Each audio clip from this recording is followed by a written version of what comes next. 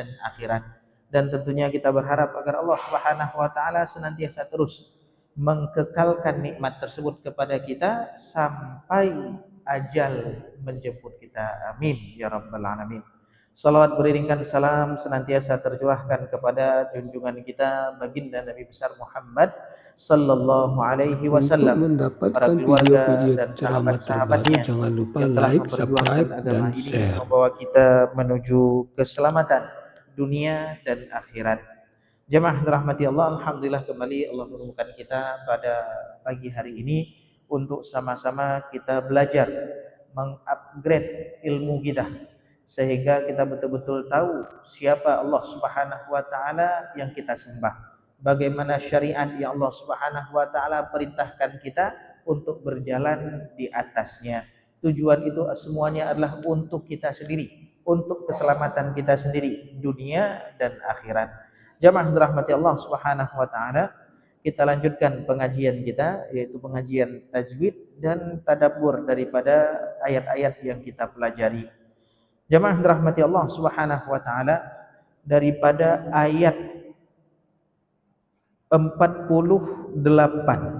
daripada ayat 47 sampai seterusnya ini menceritakan tentang nikmat-nikmat yang Allah berikan kepada Bani Israel. Sangat banyak nikmat yang Allah berikan kepada Bani Israel. Dan ini merupakan pelajaran besar kepada kita daripada kisah-kisah tersebut.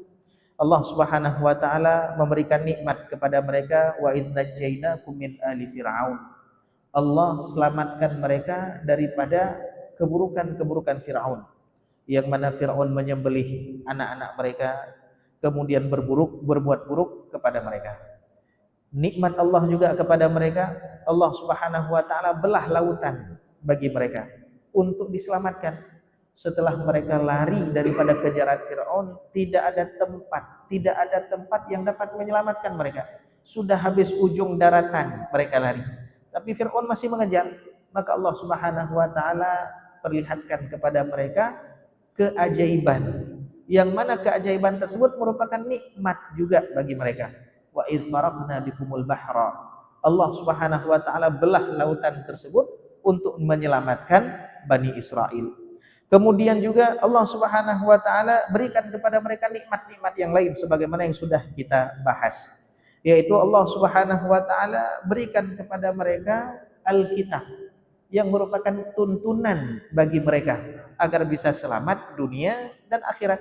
Wa idz ataina Musal kitaba wal furqan, ketika kami berikan kepada Nabi Musa Alkitab dan Al-Furqan, kitab yang merupakan tuntunan yang membedakan antara mana yang halal, mana yang haram, mana yang hak dan mana yang batil, agar mereka betul-betul bisa selamat dalam kehidupan dunia ini. Kitab tersebut nikmat, tapi apa yang mereka lakukan? Mereka ubah-ubah kitab tersebut. Ketika Allah Subhanahu wa taala perintahkan kepada mereka untuk menunggu, padahal baru saja diselamatkan, tapi dalam penantian mereka tersebut mereka mencari Tuhan selain Allah Subhanahu wa taala untuk disembah.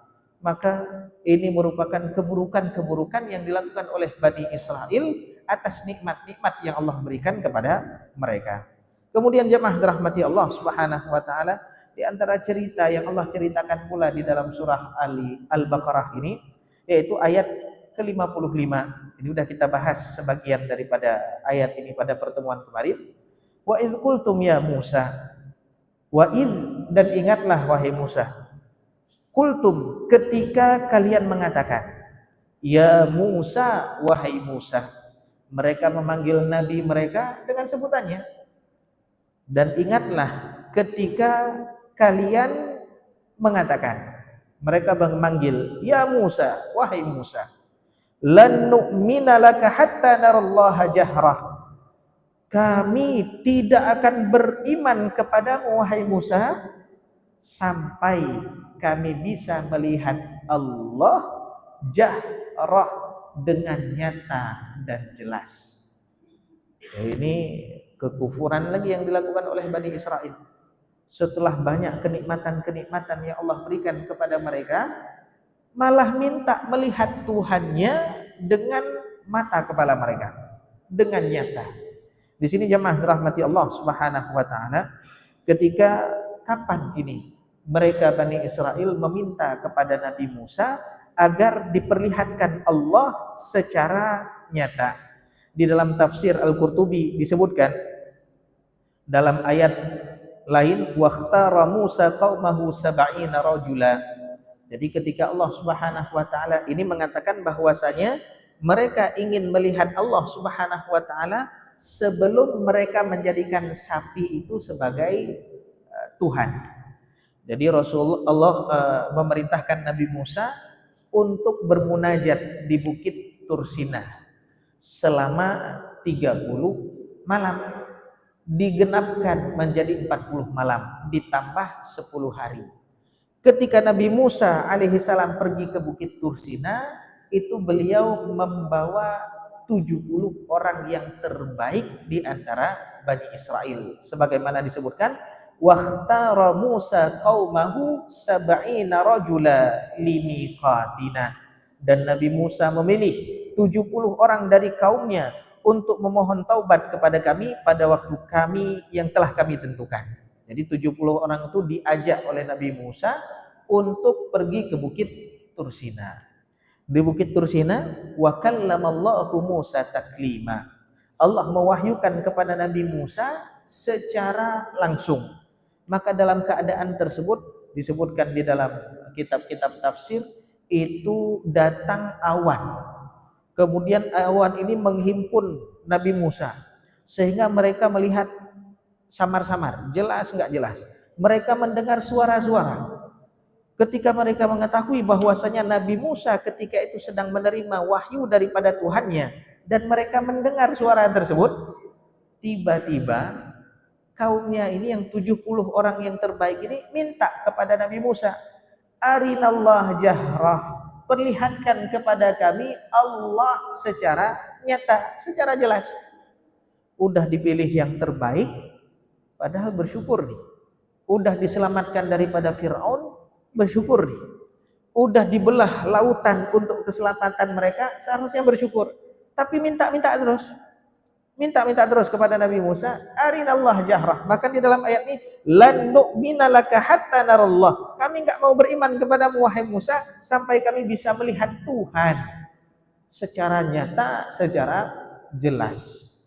Nah, ini yang diminta oleh Bani Israel yang 70 orang yang dipilih oleh Nabi Musa. Ini kejadiannya yang mengatakan sebelum yang menjadikan sapi itu sebagai Tuhan. Jadi sebelumnya ketika Nabi Musa pergi ke Bukit Tursina. Ada yang mengatakan ini ayat, ini perkara setelah kejadian tersebut.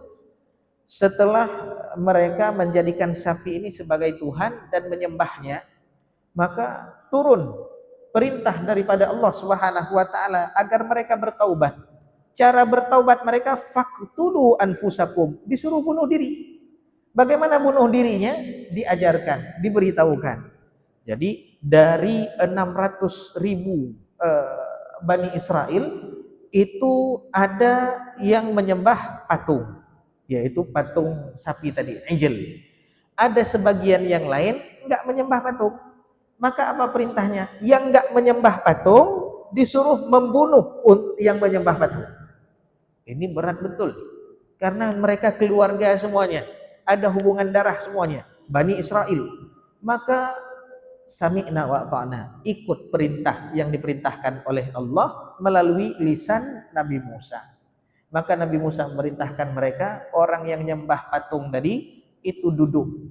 Orang yang enggak nyembah ambil pedang untuk membunuh orang tersebut. Maka itu sangat berat bagi Nabi Musa alaihissalam. Sehingga Nabi Musa pun bermunajat kepada Allah. Ya Allah, kalau engkau membinasakan mereka, ikutkan saya dalam kebinasaan tersebut. Saya enggak sanggup, itu kaum saya ya Allah. Itu munajatnya Nabi Musa. Maka ketika dibunuh tersebut, rupanya ada sebagian yang lain. Maka ketika itu diterima taubatnya. Bagaimana cara menerima taubatnya? Di antaranya adalah Nabi Musa mengajak 70 orang untuk bermunajat kepada Allah agar diampuni oleh Allah sisa atau orang-orang lain yang berbuat keburukan. Maka ketika bermunajat tersebut, rupanya yang 70 orang ini minta agar diperlihatkan Allah secara nyata. Apa terjadi? Apa mereka bisa melihat Allah Subhanahu wa taala? Fa akhadhathumus sa'iqah. Mereka betul-betul dinampakkan oleh Allah Subhanahu wa taala. Yang pertama yang mengatakan itu perkara merupakan perkara yang buruk. Maknanya apa? Allah Subhanahu wa taala memberikan azab kepada mereka. Yaitu apa? Fa akhadhatkumus sa'iqah. Maka mereka disambar. Disambar oleh apa? As-sa'iqah. As-sa'iqah ini para ulama tafsir berbeda-beda pendapat. Ada yang mengatakan petir, ada yang mengatakan api, ada yang mengatakan gempa. Ini macam-macam tafsiran daripada sa'iqah. Jadi betul-betul mereka ini ketika meminta tersebut langsung dijawab oleh Allah Subhanahu wa taala dengan sa'iqah tadi. Wa antum tanzurun, dan ketika itu mereka semuanya meninggal, mati. Nah, ini keadaan daripada orang-orang Bani Israel. Jadi sejarah pembangkangan Bani Israel ini, kedurhakaan Bani Israel itu banyak betul. Ketika ini yang mengatakan bahwasanya yang meminta melihat Allah itu 70 orang, semuanya diwafatkan. Ada yang mengatakan daripada ulama tafsir bukan 70 orang ini saja, semua Bani Israel ikut-ikutan minta agar diperlihatkan Allah secara nyata. Diperlihatkan Allah secara nyata. Umatnya Nabi Muhammad pernah. Jadi ketika Rasulullah mendakwahi orang-orang musyrikin Mekah, mereka diajak oleh Rasulullah agar menyembah Allah. Maka apa yang terjadi ketika itu? Ketika itu orang-orang Mekah bertanya kepada Rasulullah, kalau Tuhan-Tuhan yang lain kami tahu, bentuknya kami tahu, kemudian gambarannya kami tahu, Tuhan engkau wahai Muhammad bagaimana? Sif lana rabbak. Coba sebutkan sifat-sifatnya, beritahukan kepada kami, tunjukkan bagaimana Tuhan kamu. Maka turun ayat kepada baginda Rasulullah, Qul, katakanlah wahai Muhammad, huwallahu ahad, dialah Allah yang Maha Esa. Allahus Samad. Jadi disebutkan sifat-sifat Allah yang Maha Sempurna. Ini surah Al-Ikhlas. Makanya surah Al-Ikhlas ini Masya Allah luar biasa. Di antara surat-surat atau ayat-ayat di dalam Al-Quran yang memiliki keistimewaan adalah ketika ayat tersebut menjelaskan tentang Allah secara sempurna. Di antaranya yaitu apa? Yaitu surat Al-Ikhlas. Makanya surat Al-Ikhlas ini merupakan surat yang paling banyak dibaca oleh Rasulullah. Kemudian ayat kursi. Ini dari awal sampai akhir menjelaskan tentang sifat-sifat Allah Subhanahu wa taala. Allahu la ilaha illa huwal hayyul qayyum. Ini dari awal sampai akhir semua sifat-sifat Allah Subhanahu wa taala. Maka disebutkan semua surat atau semua ayat-ayat yang menjelaskan tentang Allah itu ayat tersebut spesial. Huwallahu alladzi la ilaha illahu alimul ghaibi wasyahadah, sampai akhir daripada surah Al-Hasyr tersebut itu juga menjelaskan tentang sifat-sifat Allah, dan itu merupakan ayat-ayat yang paling utama. Maka jemaah dirahmati Allah, itu umatnya Nabi Muhammad, Allah perintahkan menyebutkan tentang sifat-sifatnya saja. Tapi Bani Israel ini enggak, ingin betul-betul melihat bagaimana Allah Subhanahu wa taala. Akhirnya mereka diberikan pelajaran oleh Allah Subhanahu wa taala dengan dibinasakan. Namun Allah Subhanahu wa taala baik kepada Bani Israel. Apa yang dilakukan oleh Allah Subhanahu wa taala? Yang mengatakan bahwasanya yang dibinasakan ini 70 orang, "Tsumma ba'atsnakum min ba'di mautikum la'allakum tashkurun." Allah Subhanahu wa taala ba'ats. Apa makna ba'ats di sini? Dalam kalimat Al-Quran, ba'atha yab'atsu itu memiliki banyak makna. Yang pertama bisa mengutus. Sebagaimana Allah Subhanahu wa taala berfirman dalam Al-Quran, wa laqad ba'atsna fi kulli ummatin rasula, dan telah kami utus pada setiap rasul, pada setiap umat seorang rasul. Itu ba'atha yab'atsu artinya mengutus. Ba'atha yab'atsu juga memiliki makna yaitu bangkit daripada tempat-tempat tidur, yaitu kubur, hari kebangkitan. Maka disebut dengan yaumul ba'tsi, yaitu hari kebangkitan. Kemudian ba'atsa juga bisa mengartikan yaitu bangun daripada tidur. Sebagaimana Allah sebutkan tentang Ashabul Kahfi, "Tsumma ba'atsnahum lina'lama ayyul hizbaini ahsa lima labithu amada." Ini ba'atsa ya ba'atsu artinya bangkit daripada tidur juga. Ini ba'atsa ya ba'atsu di sini maknanya apa? Bisa juga maknanya adalah menghidupkan kembali. Jadi 70 orang ini dibinasakan oleh Allah, dihidupkan kembali. Untuk menjadi pelajaran. Allah nggak binasakan semuanya. Tapi Allah Subhanahu wa taala 70 orang ini kemudian dihidupkan untuk menjadi pelajaran. Allah masih memberikan nikmatnya kepada Bani Israel. Yang mengatakan bahwasanya yang dibinasakan oleh Allah itu seluruh Bani Israel, makna ba'atsna di sini yaitu apa? Yaitu dibangkitkan. Yang kalau 70 orang yang dibinasakan oleh Allah Subhanahu wa taala, sisanya itu betul-betul dikembangbiakkan oleh Allah Subhanahu wa taala. Jadi makin banyak beranak. Beda dengan kaum-kaum terdahulu, kalau Allah binasakan itu satu umat, satu kaum dibinasakan oleh Allah Subhanahu wa taala. Maka Bani Israel ini masih disisakan oleh Allah Subhanahu wa taala sampai sekarang. Namun sejarah pembangkangan, sejarah kedurhakaan itu terus berlanjut sampai sekarang. Ini Bani Israel. Tsumma ba'atsnakum min ba'di mautikum la'allakum tashkurun. Kami bangkitkan kalian kembali agar kalian bersyukur kepada Allah. Nikmat betul loh.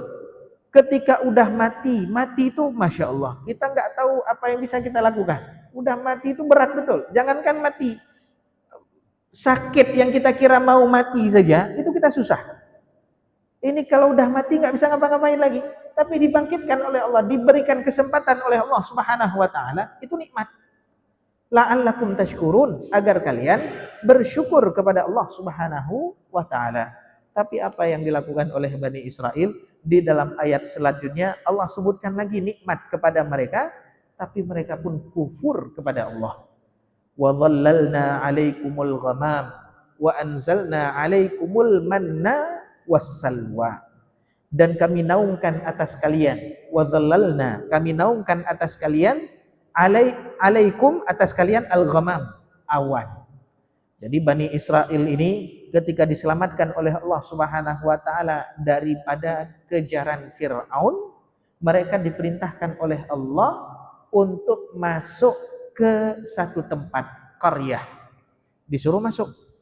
Ada yang menyebutkan, Allah enggak menyebutkan namanya. Ada yang mengatakan ini adalah Mesir. Ada yang mengatakan itu adalah Palestina. Yang mengatakan Mesir sebagian ulama tafsir, tapi banyak dibantah. Tapi pendapat paling utama adalah negeri Syam, yaitu Palestina. Dan di Palestina tersebut ada namanya Kan'aniyun. Jadi orang barbar. Masih dari keturunan-keturunan kaum Ad waktu itu agak barbar sedikit orangnya, agak kasar. Maka ketika Nabi Musa perintahkan kaumnya untuk masuk ke negeri Palestina tersebut, apa yang mereka lakukan? Mereka enggak bersyukur. Allah janjikan, kalau kalian mau masuk ke negeri tersebut, nanti di ayat setelahnya akan dijanjikan kenikmatan-kenikmatan oleh Allah. Banyak kenikmatan. Tapi apa yang mereka lakukan? Ketika mereka lihat kampung tersebut, negeri tersebut, rupanya ada kaum barbar nih. Ada orang Kan'an ini. Sehingga apa? Inna lan nadkhulaha hatta yakhruju. Kami enggak akan masuk ke dalam kampung tersebut sampai mereka keluar. Kami enggak mau berantem. Diajak oleh Nabi Musa untuk berjihad. Tapi apa mereka lakukan? Mereka enggak mau jihad. Bahkan mereka mengatakan kepada Nabi Musa, "Idhhab anta wa rabbak faqatila innaha huna qa'idun." Wahai Musa, kamu saja sama Tuhan kamu itu berjihad, kami tunggu di sini kabarnya. Nanti kalau kamu menang, kami ikut masuk. Tapi kalau enggak menang, ya berarti kita sama-sama selamat di sini. Jadi ini yang dilakukan oleh pengikutnya Nabi Musa, yaitu Bani Israel kepada Nabi Musa. Makanya Rasulullah SAW pernah menyampaikan di dalam hadisnya, apa kata baginda Rasulullah? Rahimallahu Musa. Allah Subhanahu wa taala merahmati Nabi Musa. Laqad udhiya bi aktsara min hadza fasabara. Nabi Musa ini betul-betul diuji oleh Allah lebih dahsyat daripada ujian yang didapat oleh baginda Rasulullah ketika itu. Apa yang dilakukan oleh kaumnya Rasulullah kepada Rasulullah sallallahu alaihi wasallam ketika Rasulullah bagi harta rampasan perang, rupanya ada sebagian orang yang Rasulullah berikan lebih banyak daripada yang lain, yaitu orang-orang yang baru masuk Islam, kemudian orang-orang yang dulunya dia punya kedudukan, punya jabatan, kemudian masuk Islam, itu diberikan banyak oleh baginda Rasulullah. Maka tiba-tiba datang orang mengatakan, "I'dil wahai Rasulullah, berlakulah adil. Berlakulah adil. Engkau tidak berbuat adil kepada kami." Rasulullah mengatakan kepada yang mengatakan ini, kalau bukan saya yang berbuat adil, faman ya'dil. Siapa lagi yang bisa berbuat adil? Jadi mereka protes Rasulullah, padahal yang Rasulullah lakukan itu perintah daripada Allah Subhanahu wa taala.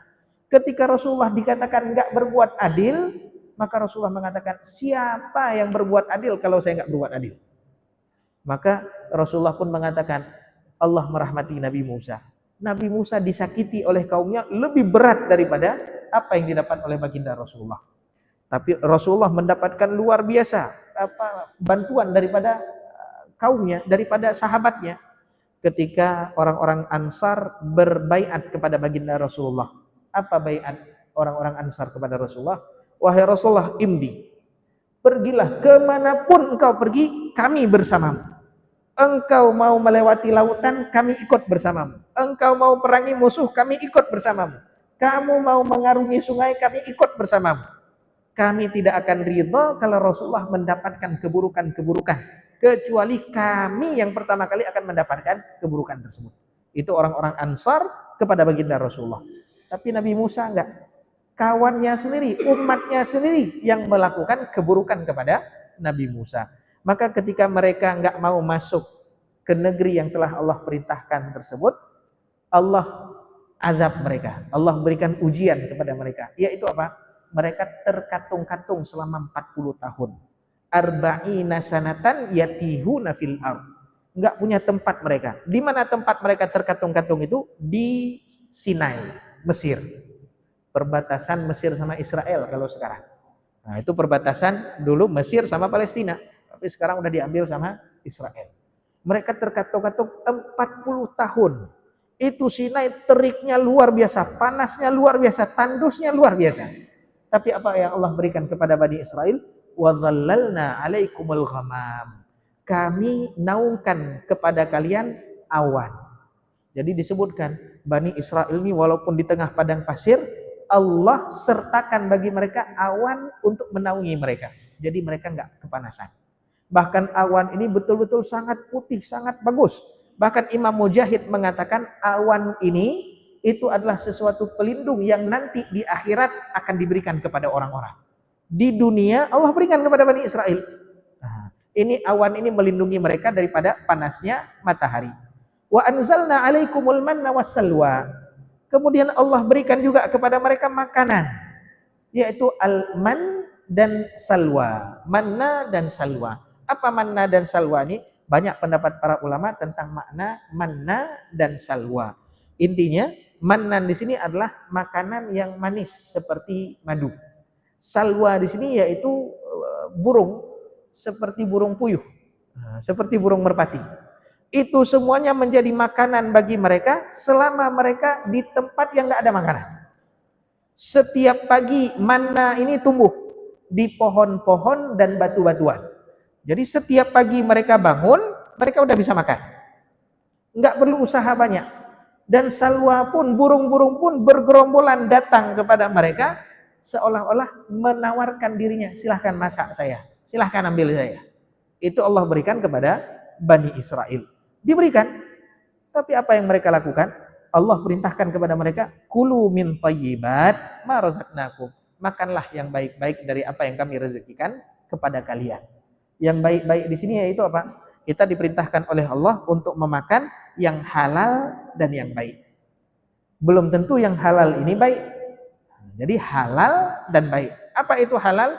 Kita tahu halal haram dari apa yang disebutkan oleh Allah dalam Al-Quran ataupun Nabi Muhammad SAW dan dijelaskan oleh para ulama. Itu perkara halal. Thayyib ini bagaimana? Kadang yang halal tuh nggak thayyib bagi kita. Kita lagi sakit apalah misalnya, sakit DM, gula itu halal, kita makan lagi, itu nggak thayyib. Nah, ini halalan thayyiba. Kulu min thayyibati ma razaqnakum, makanlah daripada yang baik-baik yang kami rezekikan. Wa ma zalamuna, dan tidaklah mereka menganiaya kami. Jadi perbuatan yang dilakukan oleh Bani Israel kepada Allah Subhanahu wa taala, Allah tidak merasa terzalimi. Karena apapun keburukan yang kita buat kepada Allah, itu tidak mengurangi kemuliaan daripada Allah Subhanahu wa taala. Walakin kanu anfusahum yadhlimun. Namun keburukan-keburukan tersebut hakikatnya bagaimana? Kembali kepada diri mereka sendiri. Jadi jangan sampai ketika kita ngancam Allah, kalau saya nggak diberikan rezeki, nggak mau saya sholat lagi. Kalau saya nggak diberikan kemudahan, nggak mau saya berbakti pada orang tua. Ketaatan yang kita lakukan itu untuk kita, bukan untuk Allah Subhanahu wa taala. Innama hiya a'malukum, itu amal-amal kalian, uhsiha lakum, untuk kami perhitungkan, untuk kami berikan ganjaran kepada kalian. Jadi jangan menyalahkan Allah daripada ketaatan-ketaatan yang kita kerjakan kalau tidak mendapatkan niat, enggak mendapatkan nikmat. Udah sholat, rezeki masih susah. Udah baca Quran, tapi enggak baik-baik kehidupan. Maka jangan salahkan Allah. Jangan kita bilang, oh kalau gini saya enggak mau baca Quran lagi. Kalau gini saya enggak mau ini lagi. Enggak. Itu semuanya untuk kita. Allah enggak pernah berbuat zalim kepada kita. Kita yang banyak berbuat zalim kepada Allah Subhanahu wa taala. Ini sedikit cuplikan daripada surah Al-Baqarah. Dan insyaallah akan kita lanjutkan lagi. Ini kulu min thayyibati ma razaqnakum, tafsirannya betul-betul detail. Memakan makanan yang baik itu bagaimana? Insyaallah akan kita bahas lagi pada pertemuan depan. Kita ambil tajwidnya. Dari ayat 55 ya. Saya baca. A'udzu billahi minasy syaithanir rajim. Sama-sama.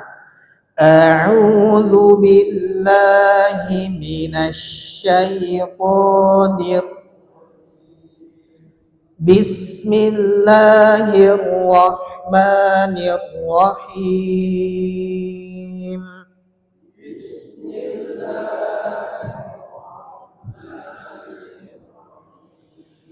Wa idh qultum ya Musa lan nu'mina laka hatta narallaha jahrah. Sama-sama.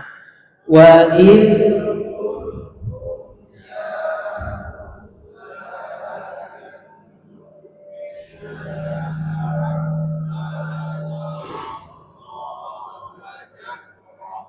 Wa idh qultum ya Musa lan nu'mina laka hatta narallaha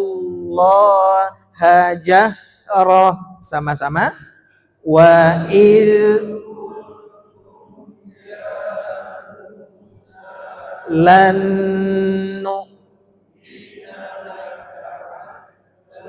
narallaha jahrah. Nah, ini kemudian di sini perhatikan hatta narallaha jahrah.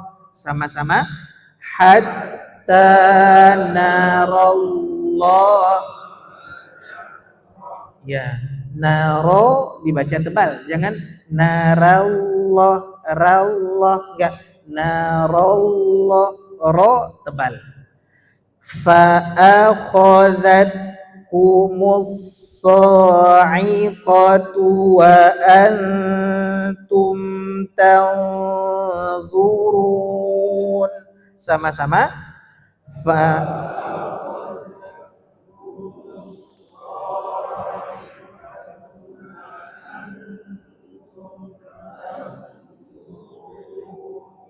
Fa'akhadhatkumus sa'iqatu wa antum tanzurun. Sama-sama. Fa'akhadhat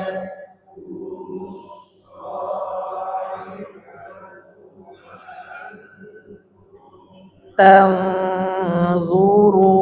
Perhatikan di kalimat ini. Fa'akhadha fa'akhadhat. Ini akhadha. Jangan fa'akhadhat atau fa'akhadhat. Tapi fa'akhadha. Kho di sini tebal di antara huruf-huruf yang tipis, ya. Fa'akhadhat humus sa'iqatu wa antum tanzurun. Sama-sama. Fa'akhadhat.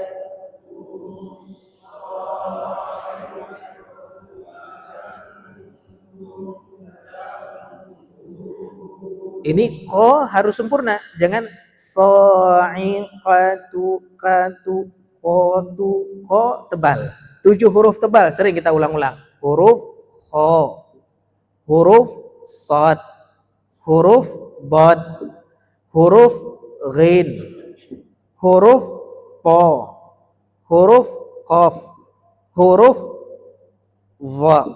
Ini 7 huruf ini wajib dibaca tebal. Jadi jangan baca kha ataupun kha, tapi kho tebal.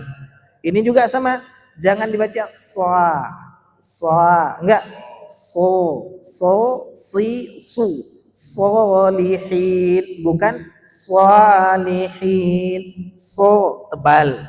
Ini juga bo, jangan dibaca walau bolin,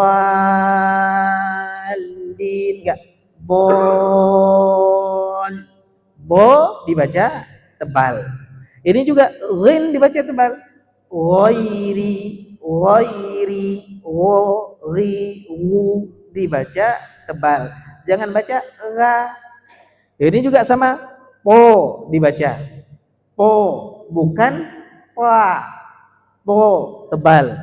Ko tebal. Wo juga tebal, ya. Jadi jangan dibaca setengah-setengah. Huruful isti'la'i fakhim mutlaqa. Huruf isti'la tafkhimkan secara mutlak. Walakin bal makana mutbaqa. Apalagi kalau huruf isti'la ini merupakan huruf itbaq yang 4, maka harus betul-betul tebal. Maka kho tebal. Fa'akhadhat. Ini so'iqo ko, jangan so'iqatu katu, enggak, qatu. Tuh. Ini juga sama, ikhfanya ikut tebal. Kenapa? Gara-gara ketemu dengan huruf tebal, huruf dha, ya.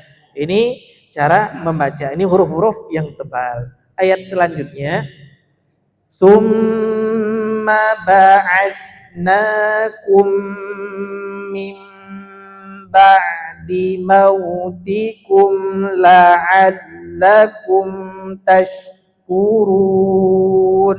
Sama-sama. Summa ba'atsnakum min ba'di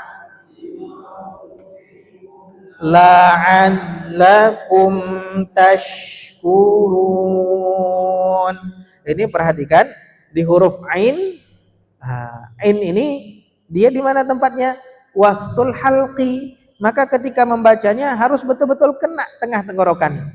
Jangan dibaca ba'atsnakum, ba'a, enggak, tapi ba'a, bukan ba'a, enggak, dia kena sama seperti ha, ya, pas kena tengah tenggorokan. Kebanyakan kita baca bagaimana? Ba'atsnakum, enggak, ba'ats, dan huruf sa di mana keluarnya? Ujung lidah dengan gigi seri atas. Jadi ketika dibaca lidahnya nampak kena ujung lidahnya. Ba'ats, safisu, sa, as. Ada sebagian yang sembunyikan lidahnya di gigi seri atas. Ba'as, as. Dilipat lidahnya, ditaruh di belakang gigi seri atas. Itu enggak, walaupun suaranya mirip. Ini ba'as, ini satu lagi ba'as.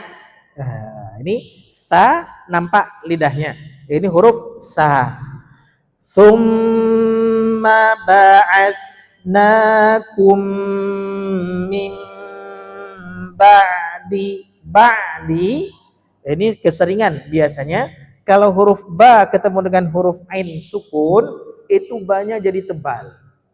Ba'di enggak, ba'di, ba bukan ba tapi ba. Ba'di ya. Ini huruf ba dia tipis, dia huruf istifal. Jadi dibaca ba bukan bo.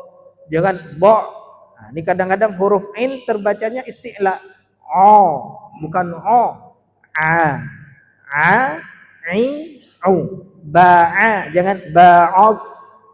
Ba'af ini juga sama ba'di. Tsumma ba'atsnakum min ba'di mautikum la'allakum tashkurun. Sama-sama. Tsumma ba'ats.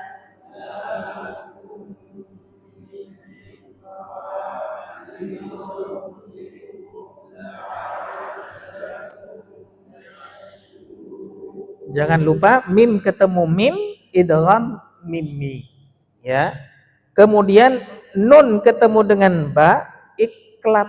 Jadi di sini ba-nya tanwinnya diganti menjadi huruf mim. Jadi enggak dibaca min ba'di tapi mim. Mulutnya iltimas. Jangan terlalu tekan, nempel saja. Itu baca min ba'di, itu iklab. Ayat terakhir wa dhallalna 'alaikumul ghamama wa anzalna 'alaikumul manna wassalwa. Sama-sama. Wa dhallalna.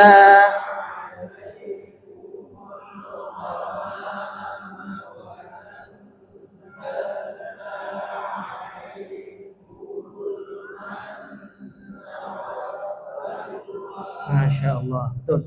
Wa dhallalna 'alaikumul ghamama wa anzalna 'alaikumul manna wassalwa.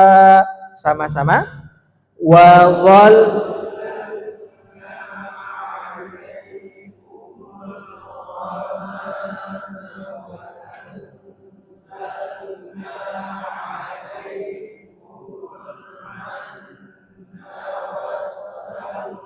Masya Allah, betul. Di sini perhatikan saja sedikit. Nah, ini wawunya tipis. Tadi terbaca tipis. Alhamdulillah. Wo tebal. Kadang-kadang huruf tipis yang ada di samping huruf tebal itu terpengaruh. Nah, ini jangan terpengaruh. Jangan dibaca wawal, wo enggak, tapi wa. Wadhallalna. Jangan dibaca wadhal enggak, wadhallalna wa, jangan wo, ya. Yang lain Masya Allah. Ini juga jangan dibaca wa mama tapi wo mama, wo dibaca tebal. Kulu min tayyibati ma razaqnakum. Sama-sama. Kulu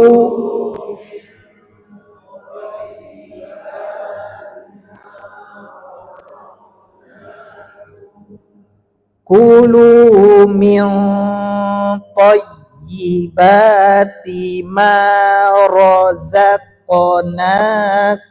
Sama-sama.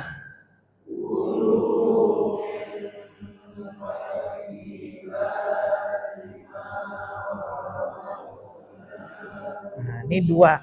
Yang pertama di kalimat ini, yang kedua di kalimat ini. Perhatikan, nun ketemu dengan to, kita udah sebutkan to ini huruf isti'la, dia tebal. Maka gunnahnya pun ikut tebal. Jadi jangan dibaca min thayyibati, tapi min to, min, bukan min to, tapi min to. Ini tebal gunnahnya. Yang kedua, ia bertasydid itu ditekan. Ada nabernya. Bagaimana pengertian nabar? Ad-dhaghtu ala maqta, tekanan pada potongan ayat, bihaitsu yakunu sautuhu a'la biqalil mimma yujawiruhu minal huruf, sehingga suaranya agak sedikit lebih tinggi daripada huruf-huruf sekelilingnya.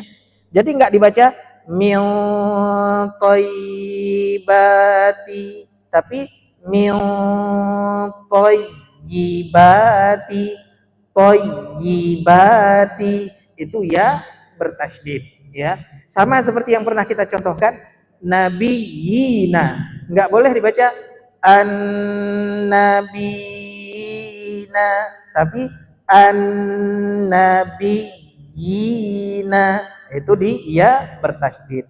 Yang kedua di kalimat ini tadi, ini terbacanya tadi rozak, zo enggak, roza, roza, qalqalahnya tebal, jadi dibaca ma rozaqnakum, jangan ma rozaqnakum, tapi ma rozaqnakum. Jadi tipis tebal, tipis tebal. Baik, sekali lagi, kulu min thayyibati ma razaqnakum, sama-sama, kulu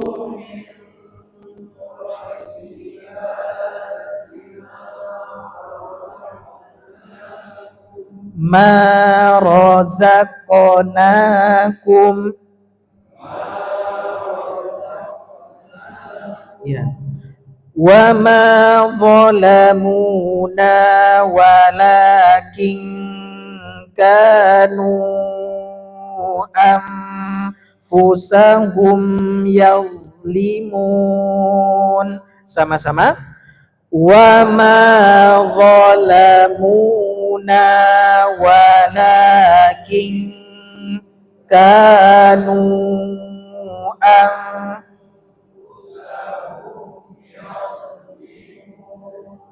yazlimun.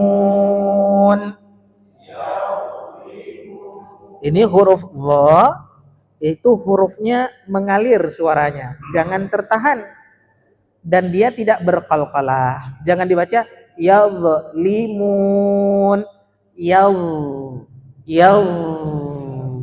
mengalir suaranya.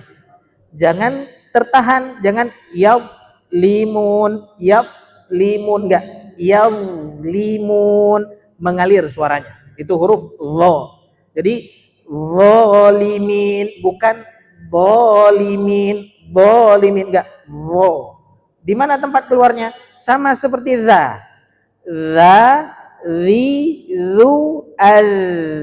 Ini ro, ri, zu, al, ro. Ya, lidahnya keluar juga.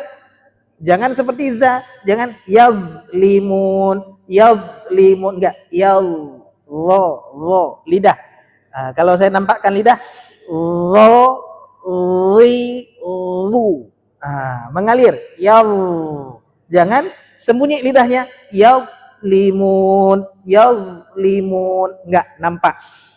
Sebagian ada sembunyiin di belakang gigi atas, enggak betul, enggak nampak lidahnya, ya. Jadi nampakkan lidahnya di huruf dhat, ujung lidahnya kena dengan ujung gigi seri. Taib, Bapak ada yang mau membaca? Adik baca, ya silakan. Ibu-ibu saya mohon maaf, istri belum bisa masuk masjid. Pakai ini adik.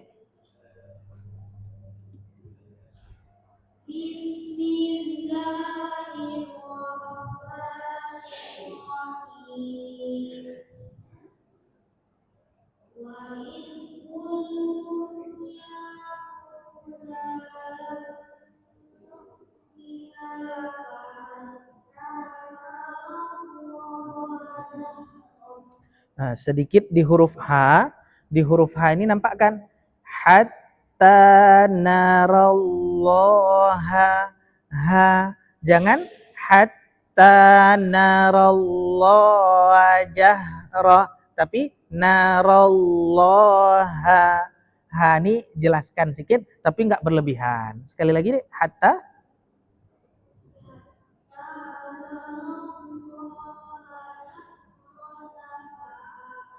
di wakaf aja. Hatta narallaha jahra.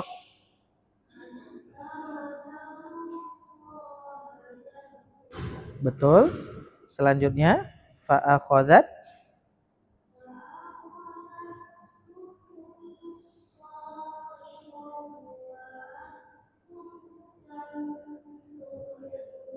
wa antum, sekali lagi.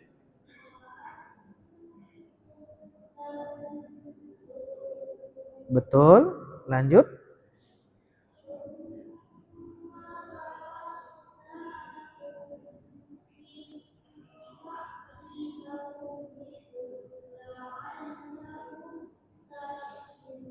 Masya Allah. Satu lagi.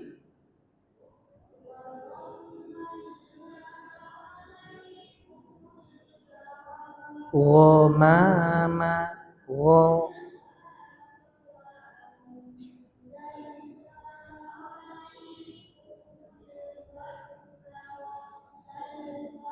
Alaikumul manna wassalwa.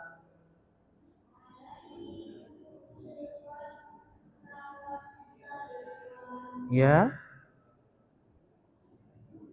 Kulu.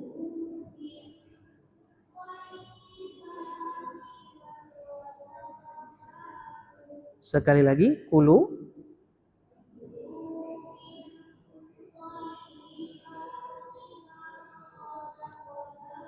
Masya Allah. Lanjut.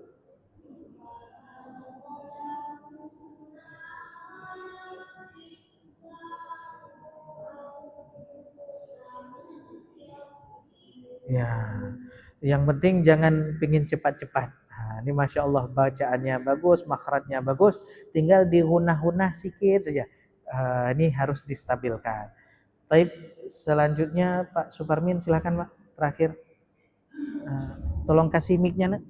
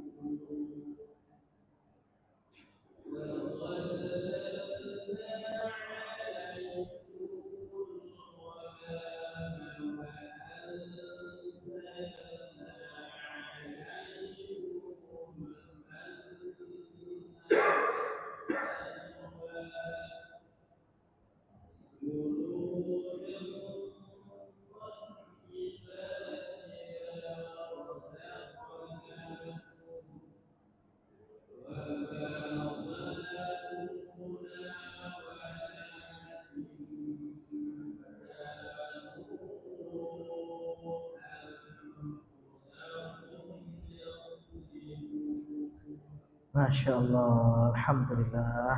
Mudah-mudahan apa yang kita pelajari memberikan banyak manfaat bagi kita dunia dan akhirat. Amin ya rabbal alamin. Subhanakallahumma wa bihamdika asyhadu an la ilaha illa anta astaghfiruka wa atubu ilaik. Wassalamualaikum warahmatullahi wabarakatuh.